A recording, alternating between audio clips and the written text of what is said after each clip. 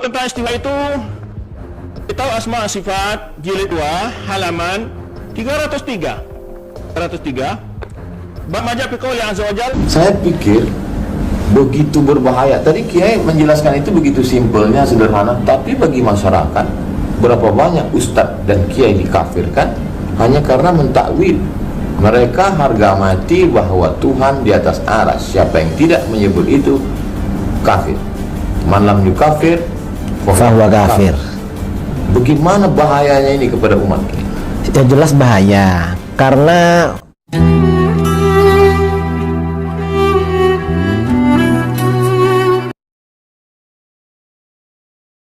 tentang istiwa itu, kita tahu Asma Sifat jilid 2 halaman 303. Bab majah fi qouli azza wa jalla ar-rahmanu 'arsy istawa. Ar-rahmanu 'arsy istawa. Ya. Baik, dia menyebutkan ayat di sini ar-rahmanu 'arsy istawa, ayat Taha tadi, kemudian summa istawa 'alal 'arsy, Furqan ayat 9, inna rabbakum alladzi khalaqa as-samawati wal ardh fi sittati ayyamin tsumma istawa 'alal 'arsy, ya. Surah Al-A'raf ayat 4. Kemudian juga ada dalam surat As-Sajdah. Kemudian juga surah Ar-Ra'd ayat 2, Allahu alladzi rafa'a as-samawati bi ghairi 'amadin tarawnaha, tsumma istawa 'alal 'arsy. Semuanya memiliki istiwa atas arsy. Kemudian setelah itu baru menyebutkan hadis-hadis. Jadi manhaj Imam Baihaqi setelah itu menyebutkan hadis. Di antaranya hadis ini kana fi ama'in ma faqahu hawa wa matatu hawa. Jadi Allah Subhanahu wa taala, yani di sini ditanya ini Rasulullah SAW tanya oleh Abi Razin Al-Waqaili, qala qultu ya Rasulullah aina kana rabbuna tabaraka ta'ala qabla an yakhluqa as-samawati wal ard. Ya. Ini hadis bertanya di mana Allah berada sebelum menciptakan langit dan bumi. Kemudian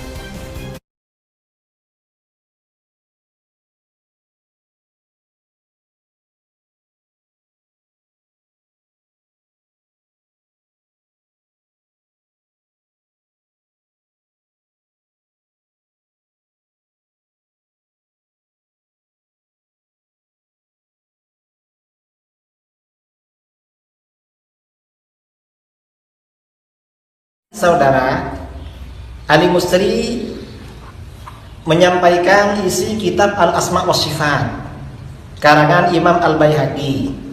Apa tujuannya? Pertama, bahwa ingin menunjukkan dia punya kitab ini. Yang kedua, mungkin ingin menunjukkan karena dia doktor dalam bidang akidah, dia menguasai akidah Asy'ariyah yang disebutkan oleh Imam Baihaqi. Yang ketiga, dia ingin menunjukkan bahwa Asy'ariyah yang ada sekarang berbeda dengan akidahnya Imam Baihaqi. Padahal ini justru menunjukkan bahwa Ali Mustri ini sebenarnya tidak mengerti keterangan yang ada di dalam kitab Al-Asma wa Sifat. Tidak tahu pada isinya. Dan sebenarnya akidah Asy'ariyah yang ada sekarang sama dengan akidah Imam Baihaqi. Nah, di sini Ali Mustri membacakan tentang bab istiwa. Kata dia, Imam Al-Baihaqi menetapkan istiwa. Maksudnya apa? Asy'ariyah yang ada sekarang tidak menetapkan istiwa. Ini karena Ali Mustri tidak mengerti. Coba saya baca ya.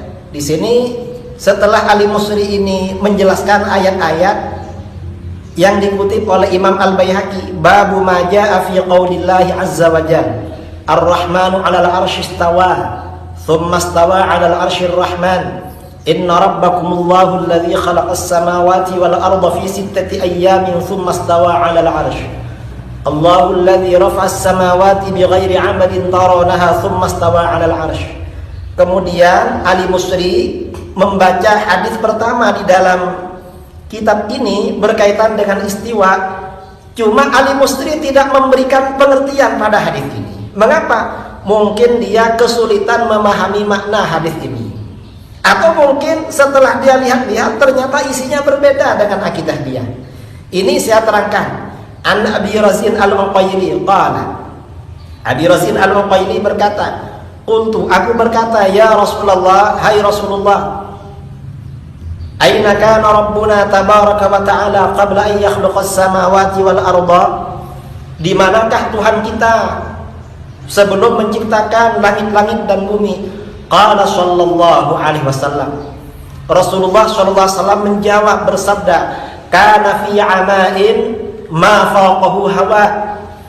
Allah itu berada tidak bersama siapa-siapa, tidak bersama apa-apa. Ini maksudnya kana fi ama. Penafsiran ini dijelaskan oleh Imam At-Tirmidzi, diriwayatkan dari Imam Yazid bin Harun, seorang ulama salaf. Artinya apa? Allah berada tanpa sesuatu apapun yang menyertai Allah. Ma fauqahu hawa, di atas Allah tidak ada sesuatu. Wa ma tahtahu hawa, di bawahnya juga tidak ada sesuatu. Artinya apa? Allah itu ada tanpa arah dan tanpa tempat, tanpa teman, tanpa apapun. Thumma khalaqal arsya, kemudian Allah menciptakan arash. Thumma stawa alaihi tabaraka wa ta'ala, kemudian Allah beristiwa kepada arash tersebut. Qad madha al-kalamu fi makna hadzal hadis. Dunal istiwa, telah berlalu penjelasan makna hadis ini tanpa maknanya istiwa. Kalau istiwa bagaimana? Ini yang tidak dijelaskan oleh Al-Musri. Fa ammal istiwa fal mutaqaddimuna min ashabina radhiyallahu anhum. Maka kalangan terdahulu dari sahabat-sahabat kami, Asy'ariyah maksudnya, radhiyallahu anhum. Kalau Al-Musri biasanya mengartikan ini Syafi'iyah, karena dia agak paham. Ini maksudnya Asy'ariyah. Kanu la yufassirunahu. Asy'ariyah dulu mutaqaddimun tidak menafsirkan istiwa, wala yatakallamuna fihi, dan tidak membicarakan maknanya. Karena fi madhhabihim fi amthali dzalik, seperti madhab mereka mengenai nas-nas, teks-teks yang seperti istiwa ini. Artinya apa? Pendekatan yang diikuti oleh Imam Al-Baihaqi adalah pendekatan tafwid. Tafwid itu artinya apa? Menyerahkan maknanya kepada Allah Subhanahu wa ta'ala. Dan ini tidak dijelaskan oleh Al-Musri. Mengapa? Karena akidahnya Al-Musri berbeda dengan Imam Baihaqi, dengan mayoritas ahli hadis berbeda. Bahkan oleh ulama-ulama Wahabi, penafsiran seperti ini, tafwid, pendekatan tafwid seperti ini oleh Wahabi dianggap sebagai pendapat ahli bid'ah yang paling buruk. Min syarri anwa'i aqwali ahli bid'ah, termasuk pendapat ahli bid'ah yang paling buruk. Ini pendapat Imam Baihaqi, dijelaskan oleh Syekh Nutaimiyah di dalam Aqidah Wasithiyah yang disyarah oleh Syekh Utsaimin. Sangat benci kepada penafsiran seperti ini. Nah, ini artinya apa? Ini yang disampaikan oleh Imam Baihaqi menegaskan sesuai dengan akidah Asy'ariyah bahwa Allah itu ada tanpa tempat. Mengapa? Allah tidak butuh pada tempat. Dan ini dijelaskan oleh Imam Baihaqi dalam kitab ini 2 halaman sebelumnya. Dan saya yakin Al-Musri gak pernah baca ini di dalam kitab ini.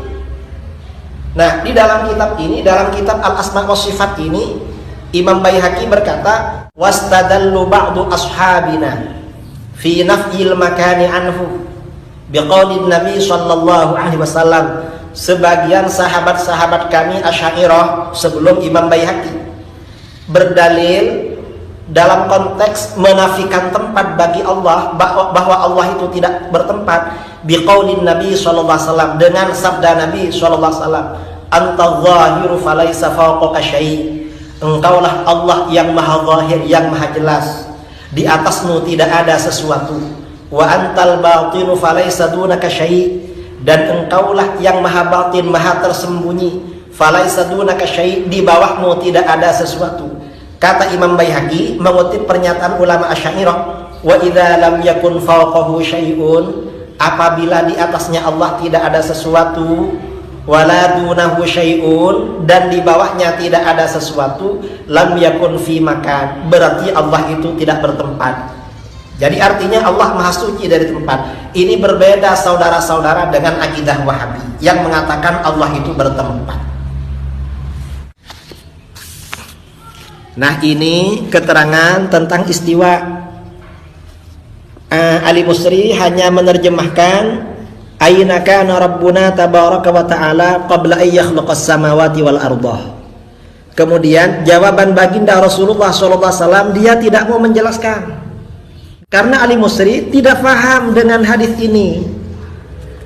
Ini kana fi ama ma fawqahu hawa, Allah itu ada tanpa bersama apa-apa atau siapa-siapa. Di atasnya tidak ada sesuatu, wa ma tahtahu hawa, di bawahnya tidak ada sesuatu. Tsumma khalaqal arsya, tsumma stawa alaihi tabaraka wa ta'ala. Kemudian di sini istiwa dijelaskan bahwa para ulama mutaqaddimin, generasi terdahulu Asy'ariyah, istiwa itu tidak ditafsirkan dan tidak dibicarakan maknanya. Ini pendekatan tafwid yang berbeda dengan mazhabnya Ali Musri.